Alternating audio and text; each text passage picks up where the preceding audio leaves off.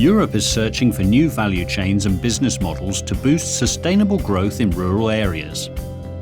In tune with this, the AGROinLOG project has spent the last 4 years raising the competitiveness of agro-industries. Working with a cadre of European experts, AGROinLOG has been studying the feasibility of a new idea that enables agro-industries to diversify their business line, an integrated biomass logistics centre, or IBLC. Most agro-industries work seasonally, so we look at creating new business lines during these seasonal periods. It consists on using biomass, waste and other resources to produce different biocommodities. We have assessed the potential of energy pellets, bioboards, adsorbents for hydrocarbon spills, thermoplastics reinforced with natural fibers, phenols, bio-oils and biochar pellets. And not only we have assessed the economic feasibility of IBLCs, but also we have considered social and environmental impacts.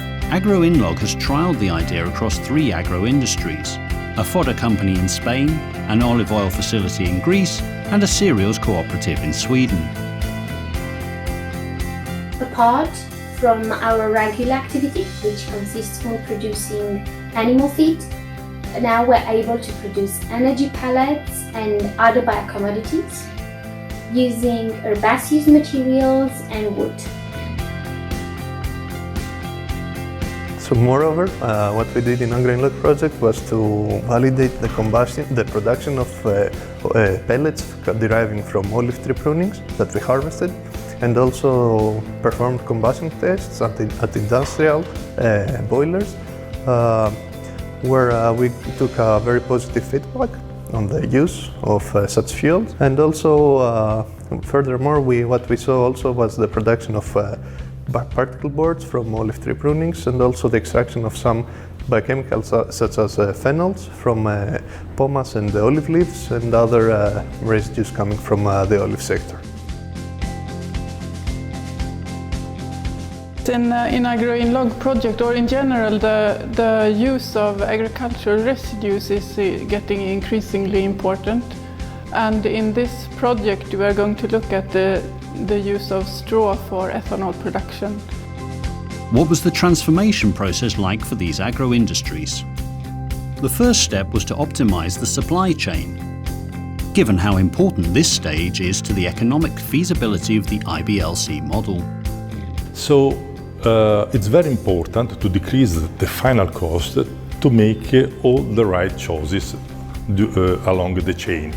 That means the right harvester, the right transport system from the field to outside the field, the right transport system from the side of the field to the storage place, the right storage and systems, and then the right pretreatment. And each steps will influence each other. So you have to take in consideration all environmental, economic and energy issue in order to find for that particular area, for that particular situation, the best solutions. Aside from the field tests, a geographical information system and simulation model were developed and put into effect. The decision-making process for the supply chain easier.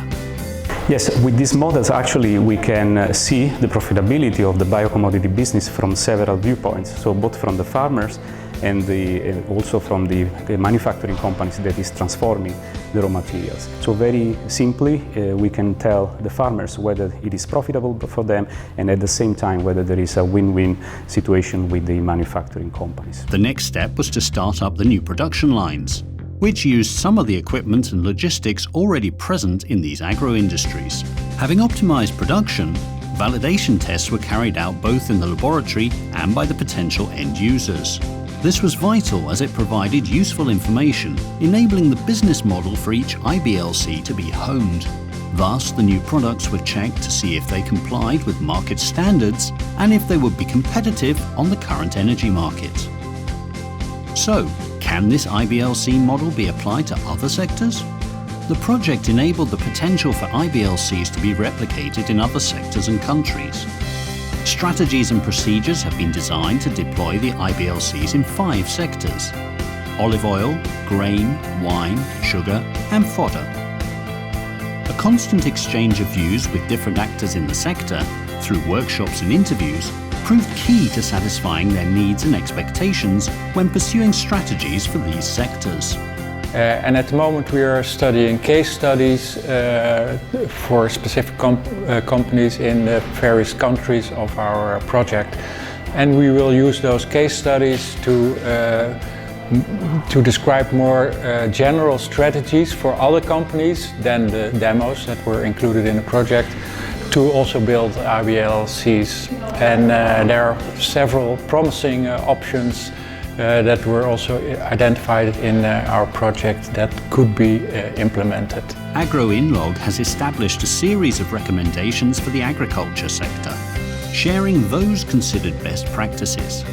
It also revealed what remains to be done, so that IBLCs can become a functioning reality in the near future. This experience has shown that by fostering new value chains in rural areas, agro-industries can be key players in the transition towards a Europe-wide sustainable bioeconomy.